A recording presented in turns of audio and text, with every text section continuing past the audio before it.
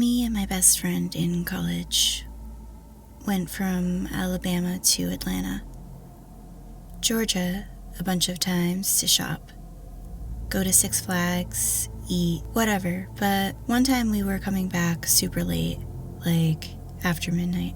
Once you're past Noonan, Georgia on I-95 going towards Alabama, there is a good stretch of nothing. But we got hungry and got off because the interstate sign said there was a Wendy's. We turned left, as the sign said, and went across the bridge, and didn't see a Wendy's, but kept driving. We were nearly 20 minutes down the road talking and realized there was no restaurant. The road we were on bent to the right, and there was a T intersection stop sign. There was another interstate sign saying I-95 to the right. We said, okay, and turned right, and that we would just go back to the interstate and go up to another exit to find food. After about 5 minutes down the road, there was an empty gas station and the Wendy's, and it was open. We thought, okay, that was a good way to get here from the interstate 25 minutes ago, but whatever. We also needed gas, so we went there first. Another vehicle pulls up at the pump across from us, and this old guy gets out, freezes, and stares silently like a horror movie at me, pumping gas. He left before me, which seemed quick.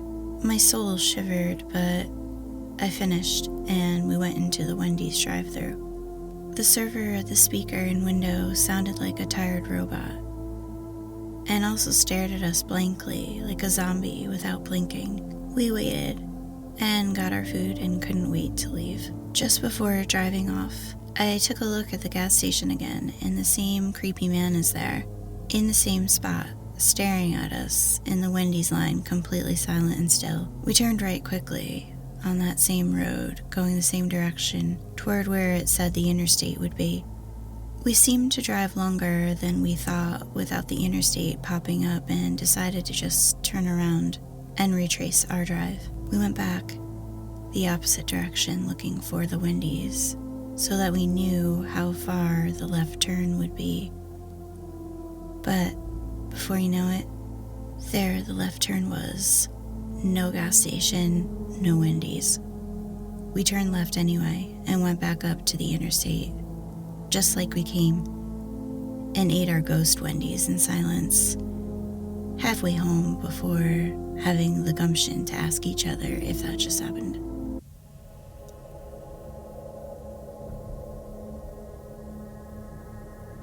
This really happened. Can't explain it, and honestly, keeps me up at night. Definitely some catharsis with getting it posted somewhere. This happened a few years back. I was with my family. I was about 11 at this time, driving in the middle of nowhere, Montana. Middle of the night, dead of winter. We used to own this place out in the literal middle of nowhere, and every once in a while, we'd drive out, spend a week fishing and camping and hiking. So we're driving back towards civilization. Everyone is tired. I think Skinnerd was on the CD player. Big walls of snow on either side of the road. Beyond the dirty snowbanks, you could see really thick tree lines. We were cruising along, climbing up over this mountain pass. I remember I had half my forehead pressed against the cold glass, while I tiredly watched what little snow and nature I could make out in the dark, when I saw this person. I'll always remember her as female. Maybe that's just what I settled on in my head. But either way, they were wearing a tattered coat, multiple layers, carrying a couple of big bags, and I remember seeing a flash of a cold face. I wasn't the only one to see her. My dad mumbled, "See that? Must be freezing out there." My mom said something like, "Maybe we should give them a ride." But we're halfway up a mile anyway. My little sister was asleep, but the talking roused her, and when I told her what I saw, maybe I added a couple creepy details, like a hook for a hand or something. She got creeped out and kept her eyes glued to the window for the next few miles. So we get to the top of this mountain. I think I could tell because I got that funny feeling in my ears. And we begin the descent down the other side. The driving conditions weren't great, but the old family car was doing just fine. We level out a bit, thank God, and I start scanning the distance for any signs of a city, town, anything. Nothing. Snow. Trees. Maybe a sign sprayed with buckshot. Totally alone. We began the real descent when we started winding down the mountain pass. Hairpin turns, everyone's on edge. Mom tries to get us to go back to sleep, but I can't. I have this funny feeling. I'm staring out the window at the snow and trees. We haven't passed a car for what seemed like hours. I remember my dad starts talking about something, and that's when I see her again, standing out in the snow. I get a brief glimpse where they are illuminated by the headlights, but then gone, streaming past us into the dark. So, this time, I got a better look at her face, and I wish I hadn't. A really strange smile in the middle of a very disfigured face, maybe like a horrible burn. In that brief second, I can't get the image out of my head. It felt like she was staring right at me, smiling, some messed up kind of understanding in her black small eyes. So we drove on for a bit. I remember just staring out the window. It immediately struck me. How did she get there? How could she travel miles and miles and miles in front of us? We didn't pass a car, truck, anything. So this is part of my story I get a bit hazy on, mainly because I don't really remember. I just sort of remember sitting there, thinking, trying to make sense of it all. We get to the bottom of the damn mountain and make it to some roadside motel. And we all stamp off the snow of our boots walking into the room. I didn't sleep much. Might have been the altitude getting to me. Next morning, we find this little diner right outside of town we stayed in. Classic trucker stop. I remember the smell of the snow, salt, and blood in my nose. After the bill was paid, we zipped up our coats. I heard the door chime. We were all heading out, and I looked up and saw her again. Same coat, dozens of hooded sweaters, the big bags filled with what looked like damp clothing. I was walking out behind my dad. He towered over me, but I remember this look she gave me as she passed. She really looked like she hated me, like she knew things I didn't, like she enjoyed the idea of someone suffering, all with that big, disfigured smile. She stopped beside me, but I stayed behind my dad until we got to the car. I don't know what really was going on. Couldn't help but feel bad for them, if they were truly lost out there. If maybe someone had hurt them. Probably a dozen explanations, but can't shake that weird feeling like she was following us. Maybe I was too stressed out or something. Life took some crazy turns in the following years. Thanks for listening.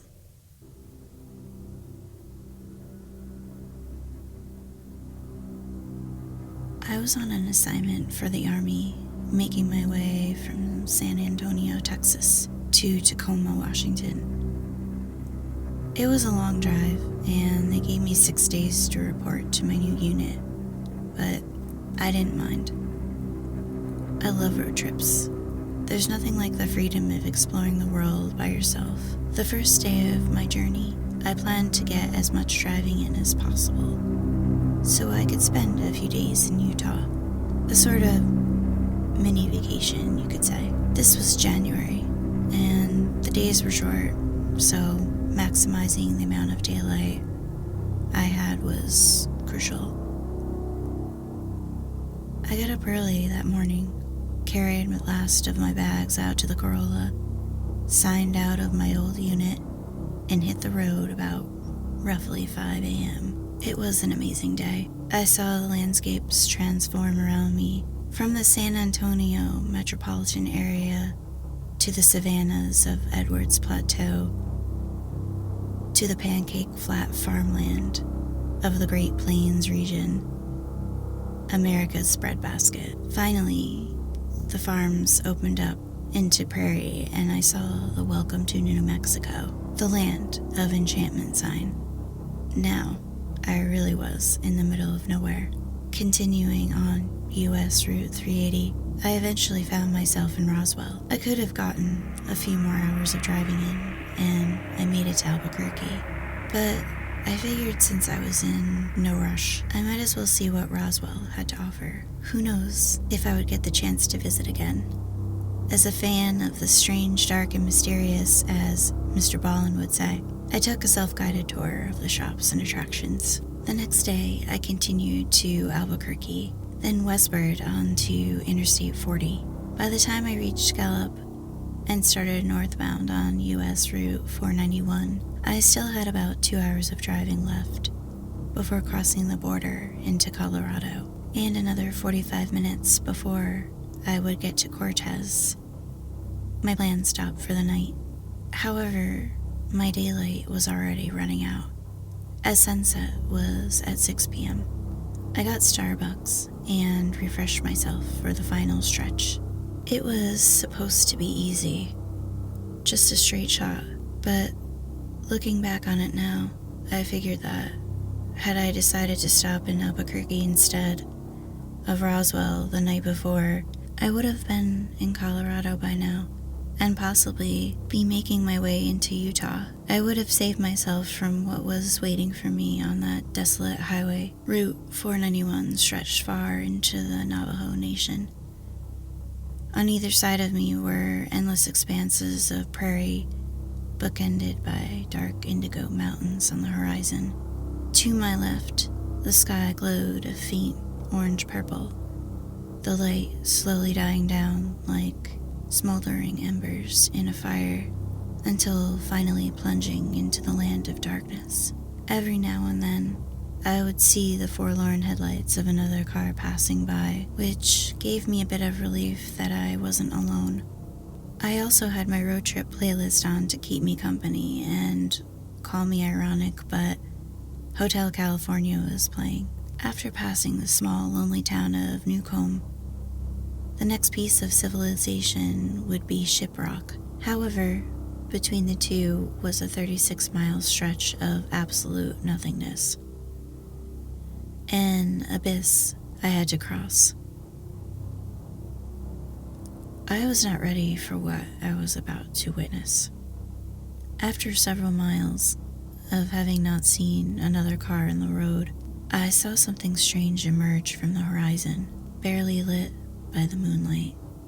I thought it was a road sign at first. Then, as I came closer, I realized it was a person, walking on the shoulder of the road, heading in my direction. I squinted, trying my hardest to focus on the figure. In the darkness, I could tell they were wearing a poncho of some sort, with long, black hair flowing down past their chest. Who could be walking out here all alone at night? I thought. Whoever it was, they had no lights, no reflectors, no strobes of any kind to signal passing cars that they were there, and they walked on the pavement dangerously close to oncoming traffic. I pulled on to the left a bit, giving them a wide berth. Suddenly, my stereo cut out, as if it had turned off. The screen went completely dark, and my phone disconnected from Bluetooth. While this was unusual, it certainly did happen from time to time, so I thought nothing of it. As I approached, I saw the person raise their right arm, as if to flag me down and hitch a ride. I thought, there's no way that's happening, buddy.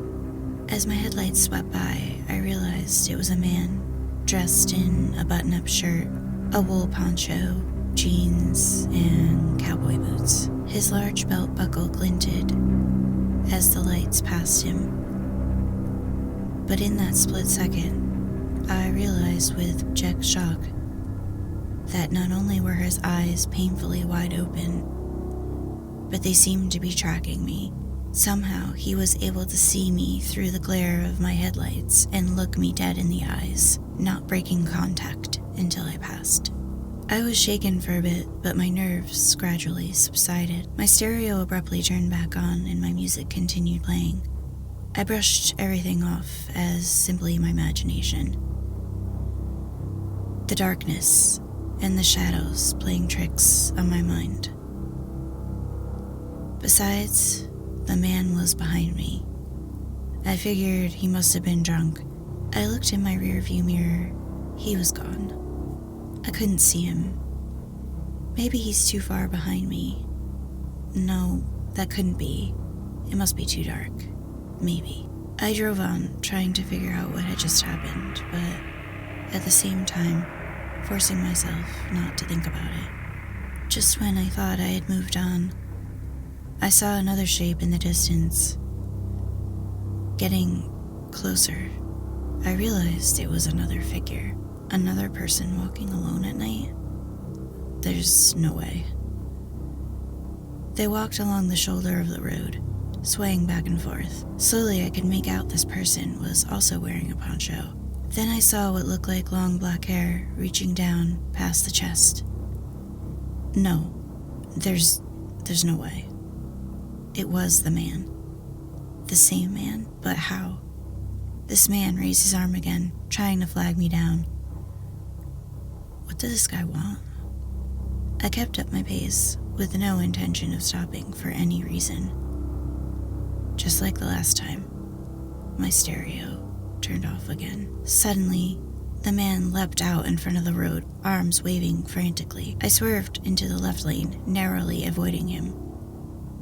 In my headlights, I noticed he had the same wide-eyed look. His gaze locked onto mine. I also saw that his clothes did not look the same as they did in the first encounter. Once, they were clean, if not well worn, but now they were soiled and tattered, rags barely hanging on to his withered frame. His hair was wild and unkempt, with clouds of dry dirt stuck in the locks, but his eyes remained the same. My heart nearly burst through my chest at the sudden shock. Hyperventilating, I slowed down and glanced into the rearview mirror to make sure he was all right. Nothing could have prepared me for what I was about to see. The man was running. He sprinted towards me.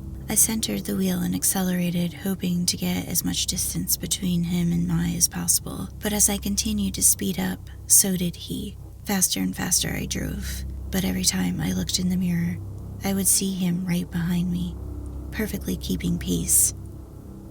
His body tinted red by my taillights. I could feel my temples throbbing and my hands getting slick with sweat on the steering wheel. I was sick to my stomach. There's no way. I looked forward, hoping to see a faint glimmer of light from the town ahead, but I was still so far away.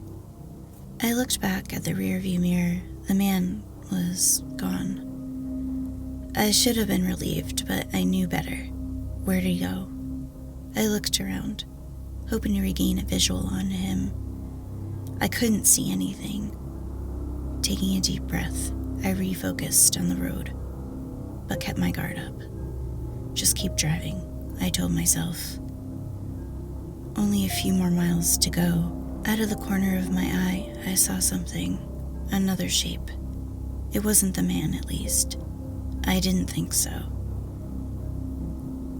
I glanced over, bracing myself for whatever was going to meet my sight. It looked like an animal. Some kind of animal, though I couldn't make out exactly what it was. Under the moonlight, I could see it running alongside of my car, its forearms reaching out in long strides, its back undulating like a dog. Closer and closer it came. The closer it was, the more of it I could see, little by little. Then I noticed its limbs were far too long for its body. Its body was too short. It had no tail. The head was oddly round, and from it came the trail of long black hair. I slammed my foot on the gas, pushing the car's engine harder than it had ever been pushed before. By now, I was clocking well over 110 miles per hour, but this creature kept up. It wasn't phased. It simply ran faster and faster to match my speed. Just what is this thing? How could anyone or anything run this fast? The entity seemed to have endless stamina. Just how long could it keep up? Just how much faster could it go? Soon my car would hit its top speed. And then what? How long would it maintain that before breaking down? It wouldn't be long until my engine overheats. But regardless, I would eventually run out of gas. And when I do, what would happen if that thing caught me? At 120 miles per hour, my car had reached its limit. This was the fastest I could go. But the creature continued its pursuit. My temperature gauge was approaching the red, and so was my tactometer. I couldn't keep up with this thing any longer. Suddenly, like a beacon of a lighthouse on a tumultuous sea, the first light of shiprock came into view. It was close. So close. If I just could go a little longer, I could make it into town. To safety. I pressed on. I fixed my eyes on the lights, growing brighter on the horizon. They bloomed outwards, glimmering in the night air. Though it was a small town, it was a sight for sore eyes in my situation. Looking in my periphery, I saw the undulation of the creature's spine as it kept pace with my car. But now, it was slipping away, steering farther and farther from the road. It suddenly hit me now, just how hard my heart was beating. Beads of sweat dripped down my face. I looked over. The creature was gone, but this time, the feeling of dread had also gone with it. My stereo once again turned back on, and as usual, my music resumed. I breathed a deep sigh of relief. I left off the accelerator. The man, the creature, whatever it was finally gone for good. Having white-knuckled the steering wheel the whole time without realizing it, my hands were extremely sore, but I was glad to have made it through. A week later, I told another soldier in my unit about what I had experienced. Being originally from Albuquerque, she was familiar with the Native American legends of the Southwest. The conversation steered toward a certain creature that she would not dare speak the name of. She also told me that highway I took was well known for all sorts of paranormal phenomena. Google what Route 491 used to be called, and everything will make sense. Be careful out there.